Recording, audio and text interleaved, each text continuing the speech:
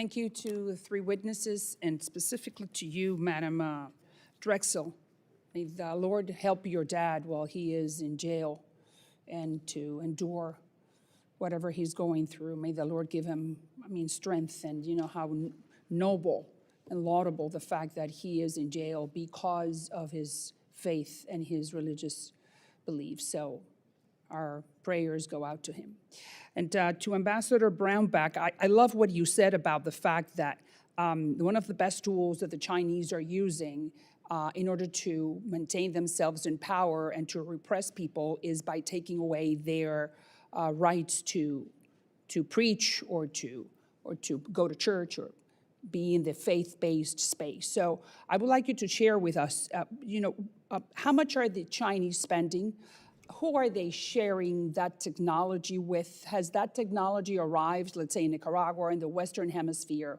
Can you just expand a little bit more on you said that they have the best surveillance technology to repress religious freedoms in the world. So that means that they have brought this to scientific levels where people forget God in order not to die.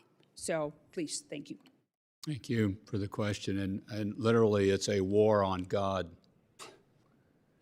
That phrase came out at our summit this week, and I thought that's actually what's taking place. There's a whole psalm on that says God laughs, but I'm not laughing. I've got a book coming out in May on this, on China's war on faith. When the book had been written, and it's at the publishers now, it was in 80 countries, the various surveillance technologies and various iterations of it. Under Chen Quanguo, just a brief history, Chen Quanguo was the party chairman over Tibet initially 20 years ago.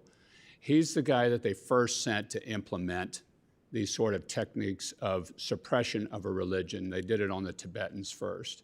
He was so effective, they moved him to Xinjiang, which is East Turkestan, the Turkish people population, and said, this is going to be tougher, and they gave him more money. And he combined old and new techniques there, both a digital gulag, and they've actually had gulags in prison camps. They've now transitioned to labor camps. The actual number of the amount of money spent, I don't have in front of me. Adrian Zenz would be a great source for this. He works for the Victims of Communism Foundation, has been one of the best researchers, but it's in the billions that they use this with. The thing that concerns me about it the most is twofold. One is they literally now can find a needle in a haystack.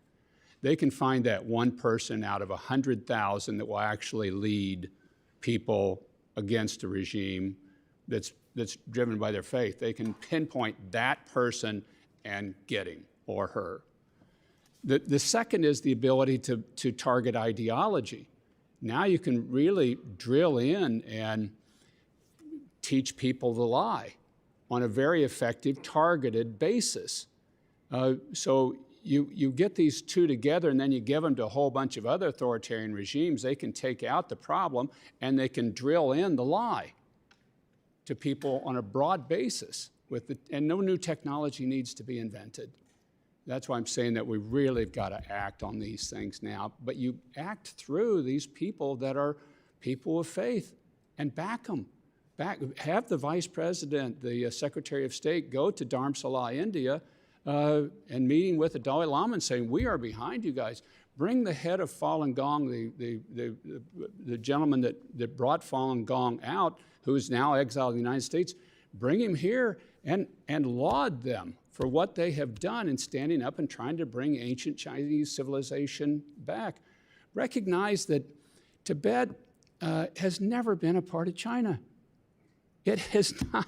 There's a book just out now. It came out last week. NED backed it. It's 1,100 pages, all off of Chinese imperial records that say Tibet is not part of China. And the only sourcing is Chinese imperial records. It's not a part of China no more than Kazakhstan was a part of Russia. Sure. And East Turkestan is not, these are not Chinese. I think we've really got to start just pulling the layers off and calling it what it is. What about the Western Hemisphere? What type of influence have you seen from the Chinese brought to, and then with that?